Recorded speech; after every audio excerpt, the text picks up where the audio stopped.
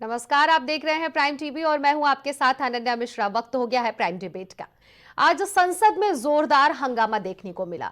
पक्ष और विपक्ष दोनों के बीच तीखी बयानबाजी सुनने को मिली। मुद्दा क्या था? तो था वक्फ बोर्ड। वक्फ बोर्ड को लेकर सदन में जोरदार हंगामा हुआ। वक्फ बोर्ड को लेकर जो जेपीसी की रिपोर्ट बनाई गई है उसे आज पेश किया गया है, उसे आज टेबल किया गया है। अभी टेबल ही किया गया है, लेकिन हंगामा जोरदार देखने को मिला है। जहां एक तरफ पक्ष यानी कि जेपीसी जो अध्यक्ष है यानी कि अंबिका पाल, उन्होंने साफ तौर पर कहा है कि सभी की राय और मंजूरी के बाद इस रिपोर्ट को बनाकर तैयार किया गया है। तो वहीं विपक्ष का यह कहना है कि इसमें जो वो लोग नहीं चाहते थे रिपोर्ट बनाना, जिसको वो पेश नहीं करने देना चाहते थे, जिस पर उनकी विचार नहीं थी कि ये पेश होना चाहिए, ये संवैधानिक है या फिर असंवैधानिक है, उस बिल को भी पेश किया गया है। वहीं इस पूरे मामले पर हमारे साथ चर्चा करने के लिए मेहमान हमारे साथ जुड़ गए हैं। हमारे साथ समाजवादी हमारे साथ शौर्या सिंह सपा से जुड़ गई हैं, विकास पांडे भारतीय जनता पार्टी से जुड़ गए हैं और प्रवक्ता कांग्रेस के हमारे साथ जुड़ गए हैं शशांक रंजन जी। आप तीनों ही लोगों का हमारे इस डिबेट में बहुत बहुत स्वागत है। सबसे पहले तो विकास जी के पास जाएंगे। विकास जी, विपक्ष तो लगातार ये कह रहा है इस बिल को लेकर कि आप लोग असंवैधानिक बिल जो पेश हुआ है वो असंवैधानिक है, वो संविधान के हिसाब से नहीं है, गलत तरीके से है। डिसेंट नोट की भी बात कही जा रही है। देखिए, बहुत बहुत धन्यवाद आपका। देखिए, जिस तरीके से विपक्ष लगातार इस तरीके की कोशिशें और फुटेज लेने का काम कर रहा है। अच्छा, एक बार पूछ लीजिए कि जिस देश के जब संविधान बनते समय सेकुलर जैसे शब्द जिस संविधान में नहीं थे, उन्हें जोड़ने वालों ने ही सबसे पहले सेकुलरिज्म की धज्जियां उड़ाई। क्यों लेकर के आए थे ये वक्फ एक्ट? जरा ये बताएं एक बार मुझे। कांग्रेस पार्टी के साथी हमारे और समाजवादी पार्टी के साथी इंडी गठबंधन के नेता, जब सेकुलर ये देश है तो कैसे इस तरीके का प्रावधान लेकर के आए? क्योंकि सेकुलर शब्द जोड़ने का काम भी इन्हीं लोगों ने किया और उसी संविधान की धज्जियां उड़ाने का काम भी अनन्या जी इन्हीं लोगों ने किया। तो अपने गिरेबान में ना झांकना पड़े इसलिए तमाम तरीके की बातें कर रहे हैं। जरा पूछिए इन्हें कि वक्फ बोर्ड एक्ट बना करके वक्फ बोर्ड एक्ट लाया गया 1954 में। अनन्या जी, किसकी सरकार थी इस देश में? किसकी सरकार थी? कांग्रेस पार्टी की सरकार थी। वक्फ बोर्ड एक्ट में 1995 में संशोधन किया गया। किसकी सरकार थी इस देश में? कांग्रेस पार्टी की सरकार थी। वक्फ बोर्ड एक्ट में 2013 में संशोधन करके असीमित शक्तियां दे दी गई। किसकी सरकार थी इस देश में? कांग्रेस पार्टी की सरकार थी। विशुद्ध रूप से आप समझ लीजिए कि वक्फ बोर्ड जैसे एक्ट को बढ़ावा दे करके तुष्टीकरण की राजनीति को बढ़ावा देने का काम जो कांग्रेस पार्टी करती चली आ रही थी, उसकी इतिश्री करने का ये वक्त है। आखिर आप लोगों को इतना डर क्यों लग रहा है कि अगर महिलाओं की भागीदारी वक्फ बोर्ड में बढ़ जाएगी तो क्या दिक्कत हो जाएगी? अगर वक्फ की प्रॉपर्टियों का वेरिफिकेशन होने लगेगा तो क्या दिक्कत हो जाएगी आपको? वक्फ बोर्ड में जब एक बेचारा असहाय जिसकी संपत्ति को वक्फ बोर्ड अपना डिक्लेयर कर देता है, उनके विचारों को आप लोग क्यों नहीं शामिल कर रहे हैं? उन लोग का तो ये भी कहना है कि उन लोग का जो विचार है उसको शामिल ही नहीं किया गया है। देखिए, पहली चीज, उनके जो भी सुझाव थे, जो भी उनकी आपत्तियां थी, उनको एनेक्सर में शामिल किया गया है। ये बात देश की संसद में किरण रिजिजू ने स्पष्ट रूप से कही है। जो संसद में दिया गया वक्तव्य, इस देश को गुमराह करने की कोशिश ना करे विपक्ष, ये मेरा आग्रह है। ओवैसी की राह पर, अनन्या जी बड़ी बात है, आज ओवैसी की राह पर पूरा विपक्ष चल रहा है। ओवैसी को अपना रोल मॉडल मान करके ये पूरा विपक्ष आज काम कर रहा है। अनन्या जी, मुझे लगता है कि हमारी साथी को, पैनलिस्ट साथी को सामंतवादी की ठीक ठीक परिभाषा पता नहीं है। जरा एक बार मुलायम सिंह जी की वंशावली का अवलोकन कर लेंगी तो पता लग जाएगा कि सामंतवादी लोग कहां बैठे हुए हैं। ये मुझे बहुत बताने की जरूरत नहीं है। दूसरी चीज, बड़ा हैरत होती है समाजवादी पार्टी से। मुलायम सिंह यादव जी के ऊपर ना जाते हुए अगर आप आज नरेंद्र मोदी और अगर आदित्यनाथ जी के ऊपर बोलेंगे तो वो ज्यादा। भाई, आप डर रही हैं। जरा बोर्ड में दूसरे धर्मों की एंट्री को आप कर रही हैं बैन। दूसरे धर्म की एंट्री नहीं हो सकती, दूसरे समुदाय के लोग वक्फ बोर्ड में नहीं आ सकते। आपने ही तो आजम आपकी खां सरकार को इतना हैसियत समझ से में नहीं कुंभ आया मेला कि का जब इंचार्ज कुंभ बना दिया में था। जब कुंभ जरा में बताइए मुसलमानों की एंट्री बंद थी, अरे जरा उन्हीं बताएं पूरे मुसलमानों देश ने को सौर्या जी जो हमारे कि सनातनी क्यों भाई हैं आपने उनको आजम पानी खां को पिलाया, कुंभ उनकी जैसे छत दी, धार्मिक आयोजन का तब आपने कर्ता धन्यवाद धर्ता बना ज्ञापन दिया किया था। जरा उस वर्ग बताइए इस को। देश को। अनन्या जी, इनकी इनकी नियत में खोट है और तुष्टीकरण की राजनीति इन दलों की राजनीति का आधार है। जरा इनसे पूछिए कि वक्फ बोर्ड की वकालत करने वालों से ये पूछिए कि बर्सिप एक्ट क्यों लेकर के आए थे। जरा पूछिए। एक तरफ तो एक धर्म की वकालत करने के लिए आप वक्फ जैसे एक्ट लेकर के आते हैं और उनमें संशोधन करते चले जाते हैं कि जब तक वो इतने ताकतवर ना हो जाए कि संविधान से ऊपर ना चले जाएं, और दूसरी तरफ एक धर्म के लोगों के हाथ काटने के लिए आप वर्षित एक्ट लेकर के आते हैं। ये वो राजनीति है जिसका काला चेहरा इस देश ने भोगा है अनन्या जी। उसकी कीमत चुकाई है इस देश ने। आज उन सारे अध्यायों को खत्म करने का वक्त है। उस खाई को तो खत्म करने का वक्त है। आप लोग अल्पसंख्यक के साथ गलत कार्य नहीं कर रहे हैं। बिल्कुल नहीं कर रहे हैं, क्योंकि अनन्या जी आपको याद हो कि अभी इस उत्तर प्रदेश में जब हमने मदरसाओं का सर्वे कराया था तो बड़ी आग लग गई थी पूरे विपक्ष में, और ये कहा गया था कि सरकार तो मदरसे को बंद कर देगी, हाय मदरसे खत्म कर देगी। यही विधवा विलाप कर रहा था पूरा विपक्ष। कितने मदरसे आज बरसे हो गए, कितने मदरसे सरकार ने उठा करके बंद कर दिए, जरा पूछिए इनसे। ठीक है, अब मैं तो ये शशांक जी से जवाब लूंगी। अगर संयुक्त संसदीय समिति का गठन किया गया और संयुक्त संसदीय समिति की रिपोर्ट पर चर्चा होनी है, तो ऐसी अवस्था में रिपोर्ट में सम्मिलित, देखिए बहुमत के साथ जेपीसी की रिपोर्ट पारित हुई है। यह आपकी मीडिया चैनल्स में भी चला है, सारे मीडिया चैनल्स में चला है। अब दिक्कत यह है कि आज जिनकी राजनीतिक आधार है, मैं फिर कहता हूं आपसे, ये छोटी बात नहीं है, उन्हें अपनी राजनीतिक रोटियां सेकनी है भाई। उन्हें कैसे पता लगेगा कि ये मुस्लिमों के बहुत बड़े रहनुमा हैं, उस वर्ग की बड़ी रहनुमाई करते हैं। अरे भाई इनसे पूछिए कि ट्रिपल तलाक को जब हम तिलांजलि दे रहे थे तो इतना ही दर्द इनके पेट में हो रहा था। जब हम मदरसों का आधुनिकीकरण करने की पहल कर रहे थे तब इतना ही दर्द इनके पेट में हो रहा था, और ठीक उतना ही दर्द आज जब वक्फ बोर्ड में उपलब्ध कुरीतियों को देखिए। वक्फ बोर्ड में आज माफियाओं का कब्जा है। भू माफियाओं ने वक्फ बोर्ड को अपने कब्जे में ले रखा है। जिस उद्देश्य से वक्फ बोर्ड का गठन किया गया, क्या वो एक सामान्य मुसलमान से पूछ करके देखिए क्या वो उद्देश्य आज पूरा हो रहा है?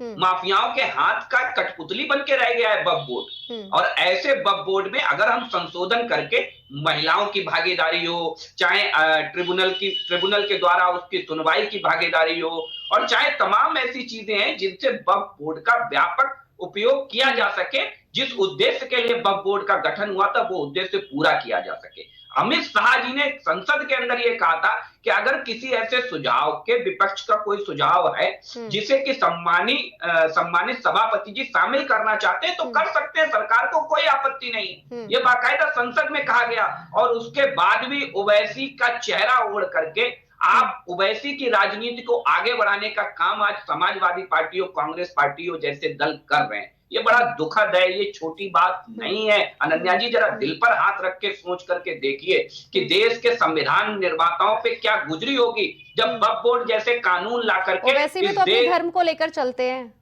फिर इसमें क्या कमी है, क्या गलती है? ओवैसी में क्या ऐसी कमी दिख रही है आपको? ओवैसी भी तो अपने धर्म को लेकर चलते हैं, वो भी तो सारे पॉइंट्स रखते हैं, क्या सही है क्या गलत है। देखिए उनके और सही गलत का चश्मा वहीं खत्म हो जाता है जहां उनके भाईजान कहते हैं कि 15 मिनट के लिए इस देश से पुलिस को हटा लीजिए, फिर देखिए होता है क्या। तो उनके तो मंशा उसी दिन स्पष्ट हो जाती है। ये किसी से छुपा नहीं है कि वो किसे लेकर के चलते हैं। अगर वो इतना ही लेकर के चलते हैं तो हिजाब जैसे मुद्दों पर वो जाकर के क्यों अपने धर्म को, सरिया को आगे कर देते हैं। मुझे लगता है कि इस देश की आम महिला को, चाहे वो किसी धर्म की हो, उसे इस देश में स्वच्छंद होकर के जीने का अधिकार है और इस देश की मुख्य धारा में शामिल होने का अधिकार है। क्यों उससे वंचित किया जा रहा है? देश के संविधान ने तो यह भेदभाव कभी नहीं किया था। क्या किया था अनन्या जी? जरा पूछिए हमारे साथियों से। फिर आखिर ऐसी कौन सी जरूरत आन पड़ती है कि आप बर्सिप एक्ट ला करके विशेष धर्म के ऊपर कुठाराघात करने का काम करते हैं? चाहे आप HR और CE एक्ट ला करके हिंदू मंदिरों पर सरकारी आधिपत्य स्थापित कर देते हैं। लेकिन एक तरफ आप वक्फ ला करके किसी भी संपत्ति को, क्या आप जानती हैं अनन्या जी, 2013 संशोधन से पहले वक्फ को केवल 4 लाख हेक्टेयर जमीन, 4 लाख एकड़ जमीन थी वक्फ के पास 2013 संशोधन से पहले। और 2013 संशोधन के बाद आज 2022 में 9 लाख एकड़ जमीन है उस वक्फ बोर्ड के पास, 9 लाख एकड़। ये संशोधन क्या इसीलिए किए गए थे कि एक भूमाफिया, सरकारी भूमाफिया डेवलप कर दिया जाए, एक बोर्ड को भूमाफिया बना दिया जाए। ये सबसे बड़ा सवाल है जो कांग्रेस पार्टी से हमेशा होता रहेगा। सिर्फ यही एक बिंदु तो नहीं है विरोध। विकास जी कुछ कह रहे थे, उसके बाद से मैं शौर्य जी के पास जाऊंगी। विकास जी बताइए। देखिए, मुझे लगता है कांग्रेस प्रवक्ता से कहिए कि बड़ी अच्छी बात कर रहे थे, लेकिन मुद्दों से ध्यान और कौन भटका रहा है जरा इससे पूछ लीजिए कि एक बार जरा अपनी पार्टी से भी बात कर लेते तो बेहतर होता। साहबानों का केस याद कर लीजिए। आप तो कह रहे हैं कि संविधान बराबर का अधिकार देता है, संविधान सबको अधिकार देता है, लेकिन आपने कभी अपने नेताओं से, या तो नेताओं ने आपसे सीख नहीं ली या आपने अपने नेताओं से सीख नहीं ली कि आपके ही नेता साहबानों केस में संविधान के उलट, कोर्ट के उलट चले जाते हैं और संविधान संशोधन करके उसे एक्ट बना देते हैं, उसे कानून बना देते हैं। तो ये महिलाओं के प्रति दोहरा रवैया, अब या तो इनके नेता गलत थे या हमारे प्रवक्ता गलत है, कोई तो एक गलत होगा।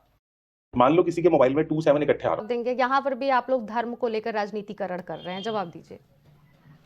अनन्या जी, धर्म को लेकर के कौन राजनीति करता रहा है ये कांग्रेस पार्टी, समाजवादी पार्टी के जैसे दलों के लिए हमें बताने की जरूरत नहीं है। ये पूरा देश जानता है कि जब भी बात आती है तो समाजवादी पार्टी अपने एम बाई फैक्टर को आगे करती है और एम को आगे रख करके काम करने का काम करती है।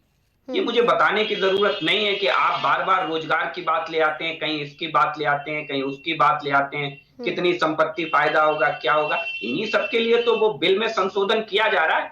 और वक्फ बोर्ड में तो इससे पहले भी 2013 में कांग्रेस पार्टी की सरकार थी, संशोधन हुआ। 1995 में कांग्रेस पार्टी की सरकार थी, संशोधन हुआ। हाय तौबा, आज समाजवादी पार्टी इसलिए मचा रही है क्योंकि इन्हें अपने वोट बैंक को खुश करना है।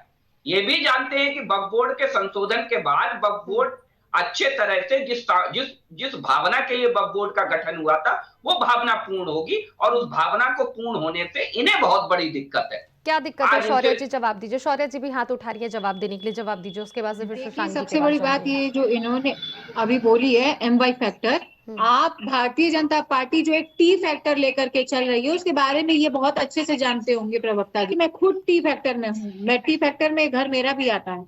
आप जरा हमें ये बता दीजिएगा भारतीय जनता पार्टी ने उस टी फैक्टर के लिए क्या किया है, जो जनरल बिरादरी है उसके लिए क्या किया। आपने ठाकुर पंडित, आपने जो जनरल हमारे समाज की बिरादरी है, आपने उसके लिए क्या किया है। आप हमें बस इतना ही बता दीजिए ना, बाकी आप समाज चुप रहिए और बोलने दीजिए। एम वाई फैक्टर आप बोलते हैं, ये वो वर्ग है, ये एक मिनट, ये वो वर्ग है जिसको हमेशा आप लोगों ने हीन भावना से देखा है। उसके बाद मुझे लग रहा है कि शर्म जो है वो हमारी बहन और साथी पैनलिस्ट को आ नहीं रही है, आएगी भी नहीं, क्योंकि वो समाजवादी पार्टी से बिलोंग करती हैं और समाजवादी पार्टी के लोगों को शर्म छू करके भी नहीं गुजरी है। जरा इनसे पूछ लीजिए। जैसे भारतीय जनता पार्टी जो है, अभी शर्म का श आपकी जबान पे नहीं निकला है, ना आपके नेताओं गढ़ से निकला है। ये वो बेशरम भारतीय जनता पार्टी है जिसके प्रवक्ता आप बैठे हैं। मसीहा बहन मायावती जी इस बात का उदाहरण है कि जब समाजवादी पार्टी को मौका मिला तो उनकी इज्जत तार-तार करने का काम समाजवादी पार्टी ने किया। ये आज वही भारतीय जनता पार्टी है, जब वही भारतीय जनता पार्टी है जिसने मायावती जी के और उन शोषितों और वंचितों की इज्जत बचाने का काम उनको डरा धमका रखा भारतीय जनता पार्टी के कार्यकर्ताओं ने किया। लेकर के आए अनन्या जी, उस वर्ग के लिए भी जिस वर्ग को निशाना बनाने का काम अभी हमारी साथी कर रही थी। कभी चिंता की आपने उस वर्ग की, कभी चिंता की, कभी पूछा आपने सैफई वाले राजकुमारों से कि जब सिपाही भर्ती की लिस्ट आती थी तो उसमें क्यों एक वर्ग के नाम होते थे, तब ना उसमें टी होता था, ना बी होता था, ना एस होता था, ना वाई ना ई होता था, तब कुछ होता था। इसका जवाब मैं शौर्य जी से लूंगी, उससे पहले मैं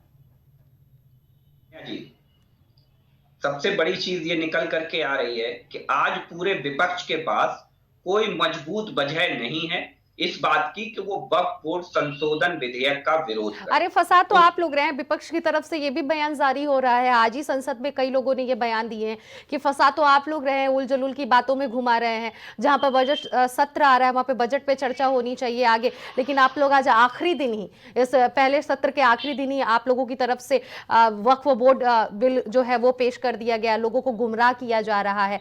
तमाम आरोप तो आप ही लोग के ऊपर लग रहे हैं। अनन्या जी देखिए, ये पहले से तय था।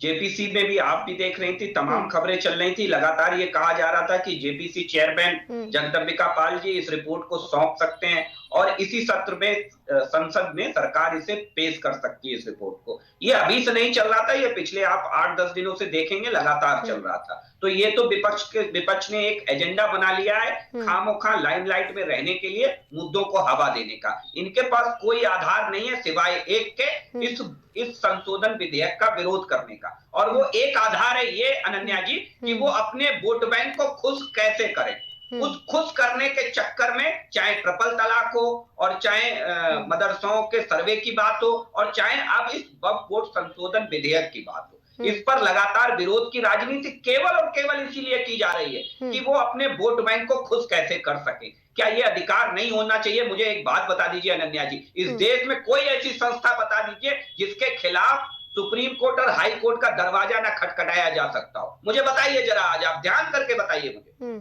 इस देश में मुझे कोई ऐसी संस्था बता दीजिए, कोई ऐसा बोर्ड बता दीजिए, कोई नहीं है कि जिसके खिलाफ आप सुप्रीम कोर्ट और हाई कोर्ट ना जा सके सिवाय वक्फ बोर्ड के। क्या इतना बड़ा अधिकार देना जायज था एक बोर्ड को?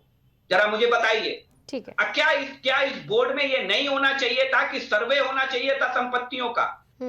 क्या ये तय नहीं होना चाहिए था कि आपने कह दिया ये वक्फ बोर्ड की संपत्ति है, सामने वाला ये साबित करे? बेचारा अभी हमारी बहन पैनलिस्ट साथी कह रही थी कि बेचारा गरीब आदमी जिसके झोपड़े की जमीन को कह दिया कि ये वक्फ बोर्ड है और वो बेचारा तहसील कचहरी के चक्कर लगा रहा है, दस्तावेजों को खंगाल रहा है। अब उनकी कोई जिम्मेदारी नहीं है एसी कमरों के ऑफिस में बैठे वक्फ बोर्ड के अधिकारियों की कि वो ये साबित करें कि ये वक्फ बोर्ड की जमीन। वो बेचारा गरीब आदमी ये साबित, धैर्य मनाइए। नजूल की जमीन पर तो पहले जवाब दे दीजिए, उसके वजह से शौर्या जी से मैं सभी बातों का जवाब ले शुक्र करें शौर्या जी कि वक्फ बोर्ड ने इनके घर पर दावा नहीं किया, वरना इन्हें इनकी हकीकत का अंदाजा लग जाता। ठीक है शौर्या जी, जल्दी से जवाब दे दीजिए।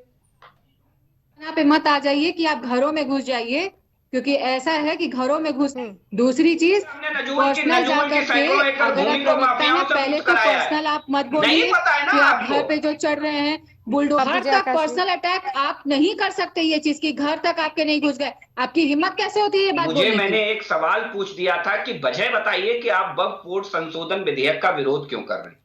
तमाम तरीके की मैंने जो कहा, ये कहना है कि सिर्फ आप लोग एक समुदाय को लेकर ही टारगेट कर रहे हैं, आप और समुदाय को क्यों नहीं लेकर चल रहे हैं? और भी ऐसे समुदाय हैं जहां पर गैर कानूनी तरीके से घर बनाए गए, रेलवे को लेकर उन्होंने जिक्र किया है, नजूल की जमीन को लेकर उन्होंने मैं बता रहा हूं, उत्तर प्रदेश की सरकार ने जितनी नजूल की भूमियों को कब्जा मुक्त कराया है, शायद उत्तर प्रदेश के इतिहास में किसी सरकार ने कराया हो। और ये वो लोग कह रहे हैं कि खुला प्लाट हमारा, बंद दुकान, खुली दुकान हमारी और बंद दुकान तुम्हारी जैसे नारा दे करके इस उत्तर प्रदेश में अराजकता का माहौल समाजवादी पार्टी ने पैदा कर दिया था। प्लाट पर अगर बोर्ड किसी ने लगा दिया तो हिम्मत नहीं होती थी प्लाट मालिक की कि अपने ही प्लाट की तरफ देख ले। वो लोग आज आकर के यहाँ नजूल की बात कर रहे हैं। उत्तर प्रदेश की योगी जी की सरकार ने नजूल की भूमियों को मुक्त करा करके वहां पे प्रधानमंत्री आवास और अपार्टमेंट बनाने का काम किया है। ये बात इन्हें नहीं पता है। दरअसल ये बातें क्यों उखाड़ी जा रही है? ये बातें इन्हें नहीं, शौर्या को सुन लीजिए, मेरी बहन शौर्या जी बताइए, जवाब दो। शौर्या जी आप अपनी बातों को रखिए।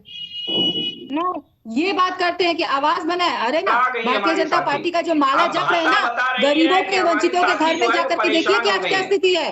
उन आवासों की स्थिति जाकर के देखिए, बिजलियां नहीं है, बिजली का बिल काट दे रहे हैं वहां पर। मुझे लगता है कहीं ना कहीं हमारी साथी बहुत परेशान हो गई, जब से परेशान हो गई। संशोधन विधेयक आप आया है। घर में घुसेंगे, हम आपकी सच्चाई मुहैया करा देंगे, सर के बाद से पैर के नखून तक हम आपकी हैसियत दिखा देंगे। समझ सकता हूँ, मैं आपकी पीड़ा को समझ सकता हूँ। जिस वोट बैंक के लिए आप यहाँ थोथे आंसू बहा रही हैं, वो वोट बैंक भी आपके बकवास मत करिए, क्योंकि जब वोट बैंक के लिए ये सियासी रोटियां सेकने के लिए ये वक्फ बिल पेश किया जा रहा है। विकास जी देखिए, अनन्या जी, प्रासंगिकता क्या होती है मैंने बताया कि 1954 में वक्फ बोर्ड एक्ट ला करके कांग्रेस पार्टी कौन सी प्रासंगिकता सिद्ध कर रही थी, ये बताए कांग्रेस पार्टी। कांग्रेस पार्टी बताए कि 1995 में उसमें संशोधन करके नए अधिकार जोड़ने का काम जिस पार्टी ने किया वो कौन सी प्रासंगिकता सिद्ध करना चाहती। कांग्रेस पार्टी बताए कि शाहबानो केस में सुप्रीम कोर्ट के फैसले को पलट करके